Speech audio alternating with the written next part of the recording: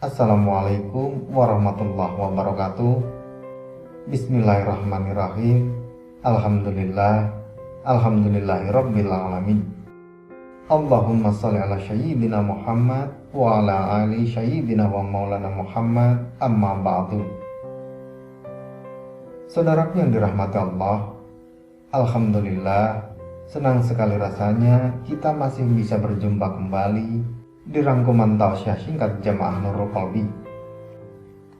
Doa dan harapan kami untuk penonton setia channel Jamaah Nurul Qalbi, semoga tetap diberikan kesehatan, baik zahir maupun batin, dilapangkan rezekinya, dimudahkan segala urusannya, dilindungi oleh Allah Subhanahu wa Ta'ala. Dan bagi saudaraku yang sampai saat ini masih terlilit hutang, semoga Allah cepat melunaskan serta dipanjangkan umur kita dalam ketaatan dan kebaikan. Amin, amin ya rabbal alamin.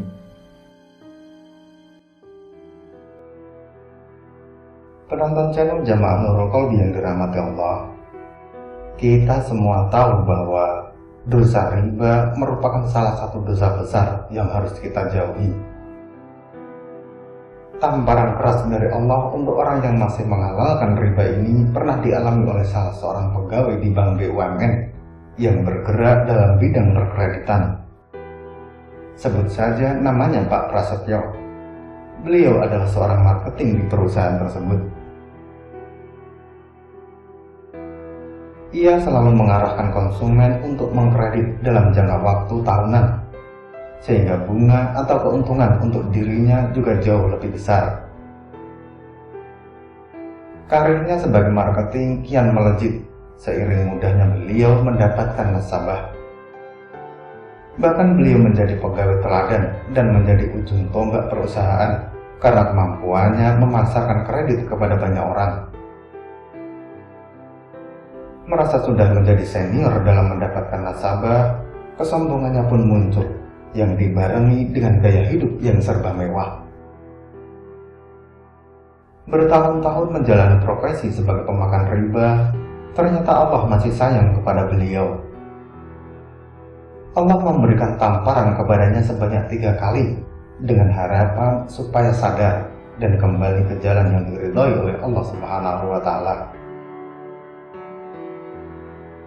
Tamparan pertama yang didapat oleh Pak Prasetyo adalah setelah bertahun-tahun bekerja di Bank BUMN, ia harus menanggung hutang salah satu anggota keluarganya dan terancam dipenjara jika tidak juga diselesaikan.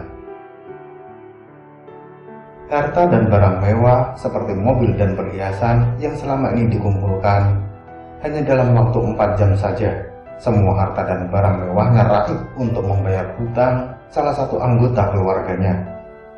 Kali ini hanya kendaraan bermotorlah yang ia punya. Di bulan berikutnya, beliau mendapat tamparan dari Allah yang kedua, yakni anaknya sakit keras dan harus menginap di rumah sakit selama kurang lebih 2 minggu. Bahkan setelah keluar dari rumah sakit, tidak lama anaknya kembali masuk rumah sakit lagi. Akhirnya kendaraan bermotor tersebut dijual untuk biaya pengobatan anaknya. Dan kini ia harus bekerja menggunakan motor inventaris dari kantornya.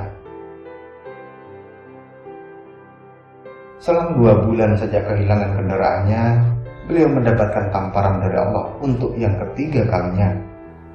Kali ini istrinya yang masuk rumah sakit dan harus menginap lantaran penyakit kanker yang dideritanya. Karena sudah tidak ada uang dan aset yang bisa dijual lagi, akhirnya Pak Prasetyo mengajukan pinjaman ke perusahaannya sendiri. Dalam cobaan yang datang bertubi-tubi tersebut, beliau merenung dan berusaha introspeksi diri. Apa yang salah dengan semua ini? Pesan apa yang hendak diberikan Tuhan kepada saya? Begitulah pertanyaan yang muncul dalam benak Pak Prasetyo. Semenjak itu, beliau mulai mendekatkan diri kepada Allah, mulai rajin sholat, puasa Senin Kamis, dan bersedekah. Bahkan hampir di setiap sholatnya, ia menangis dan mengadukan nasibnya kepada Allah Subhanahu wa Ta'ala. Sampai pada suatu hari ia mengikuti kajian Islam, dan disitulah beliau baru sadar bahwa selama ini dirinya telah menafkahi keluarganya dari jalan yang dilarang oleh Allah. Dalam kajian tersebut, beliau mendengar salah satu hadis yang berbunyi, "Sesungguhnya jika engkau meninggalkan sesuatu karena Allah, niscaya Allah akan memberi ganti padamu dengan yang lebih baik." Hadis riwayat Ahmad.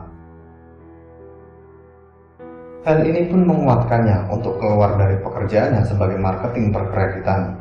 Namun ia masih bingung, karena masih harus memberikan nafkah rutin setiap bulannya yang terbilang cukup besar. Sampai pada akhirnya, beliau menjual aset satu-satunya yang dimiliki, yakni rumah. Akan tetapi masalah baru pun muncul ketika hendak menjual rumahnya. Rumahnya belum laku hingga beberapa bulan lamanya. Namun dengan tekad yang kuat, akhirnya beliau memberanikan diri untuk keluar dari pekerjaannya.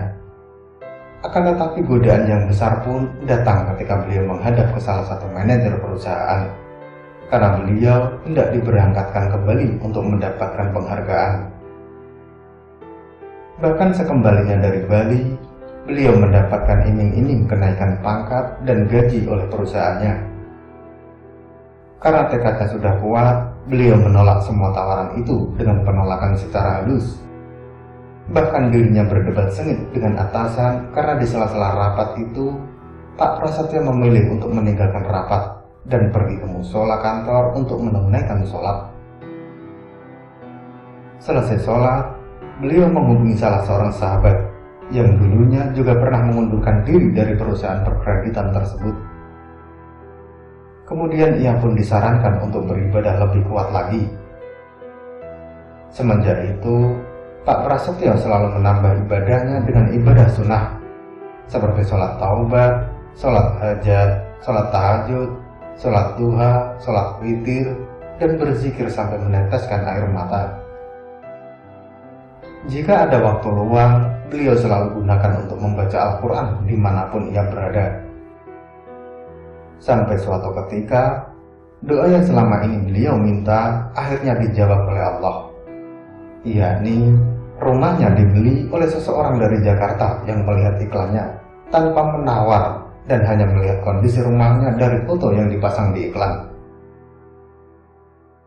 Yang lebih mengejutkan lagi adalah pembeli tersebut mengizinkan Pak Prasetyo beserta keluarganya untuk tinggal sementara hingga menemukan rumah yang baru. Hutang KPR-nya pun segera dilunasi dan sisanya beliau gunakan untuk modal usaha kecil-kecilan. Pak Prasetyo baru kali ini merasakan skenario Allah yang begitu indah bagi seorang hamba yang mau kembali ke jalan Allah.